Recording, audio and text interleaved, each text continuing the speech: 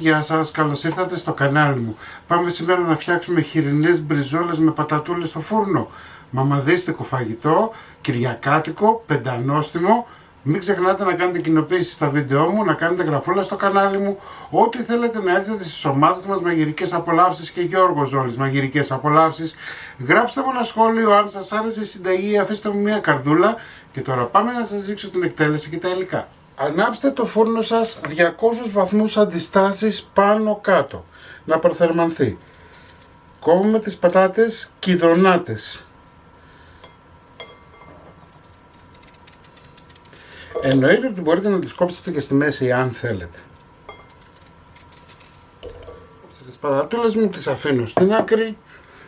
Θα πάρω ένα μπολ. Θα ψιλοκόψω σκορδάκι.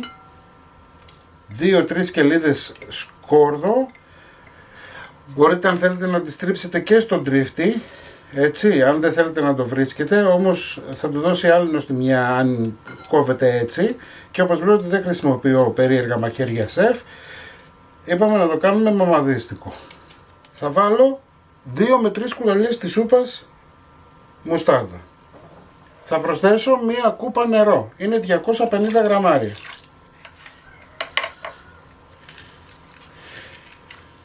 Χυμό από 1 με 2 λεμόνια.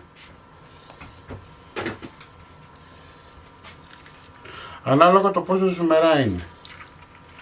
Αφού βάλαμε το λεμόνι μας, θα βάλουμε και ένα ποτηράκι του κρασιού ελαιόλαδο.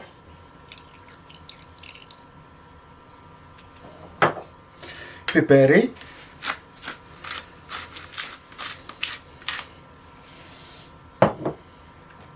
Θα βάλουμε αλάτι.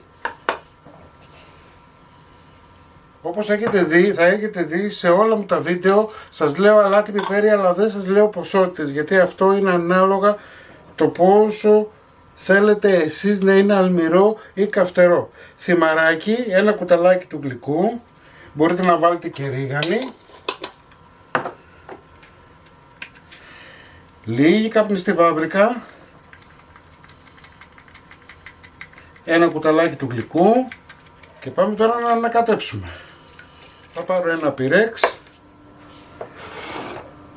Εδώ έχω χοιρινές μπριζόλες λαιμού, έτσι. Χρησιμοποιώ πάντα χοιρινές μπριζόλες λαιμού.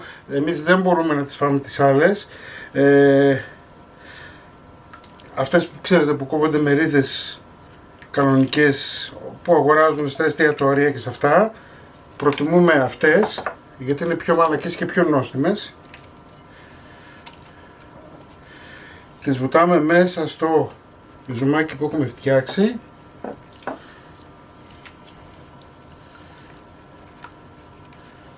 Ωραία.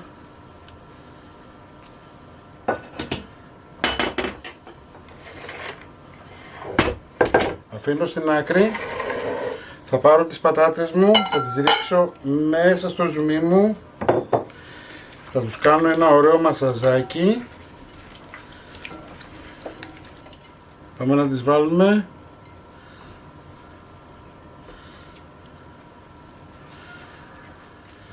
Προσπαθήστε να καλύψετε το κρέας με τις πατάτες, γιατί το κρέας βράζει πιο γρήγορα και εκτός αυτού δεν θέλουμε να στεγνώσει. Εντάξει, αυτή εδώ είναι αρκετά μεγάλη, θα την κόψουμε. Ωραία. Θα πάρω το ζουμάκι και θα το ρίξω μέσα στο φαγητό, στο πυρέξ μου. Λοιπόν, το φαγητό μας είναι έτοιμο. Βάζουμε στο φούρνο, θα το βάλετε στην πρώτη τελευταία σχάρα από κάτω, έτσι, και θα το αφήσετε να ψηθεί τουλάχιστον για 1 ώρα. Στη 1 ώρα θα ανακατέψουμε λιγάκι. Είμαστε ακριβώς στη 1 ώρα. Θα αφήσουμε να πάνε οι πατάτες κάτω και θα ανεβάσουμε τις μπριζόλες τώρα.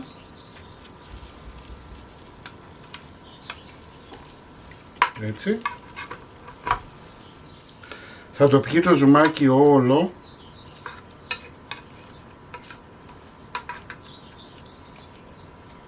Λοιπόν, πάμε στο φούρνο τουλάχιστον για 1 ώρα ακόμα, όμως Κάθε 20-25 λεπτά θα μου γυρνάτε τις μπριζόλες για να μην τις στεγνώσουμε και μην τις κάψουμε, έτσι. Θέλουμε απλά να πάρει ένα ωραίο χρώμα.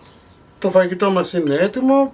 Σε 2 ωρίτσες έχει ετοιμαστεί. Βλέπετε οι μπριζολίτσες έχουν παραμείνει ζουμερές. Λοιπόν, στολισμένο και στημένο θα το δείτε στην αρχή του βίντεο. Εσείς μην ξεχνάτε να κάνετε κοινοποίησεις στα βίντεο μου, να κάνετε γραφούλα στο κανάλι μου, ό,τι θέλετε να έρθετε στις ομάδες μας Μαγειρικές Απολαύσεις και Γιώργος Ζόλης Μαγειρικές Απολαύσεις και εμείς θα τα ξαναπούμε σύντομα με ένα επόμενο βίντεο, μια καινούργια συνταγή. Γεια σας!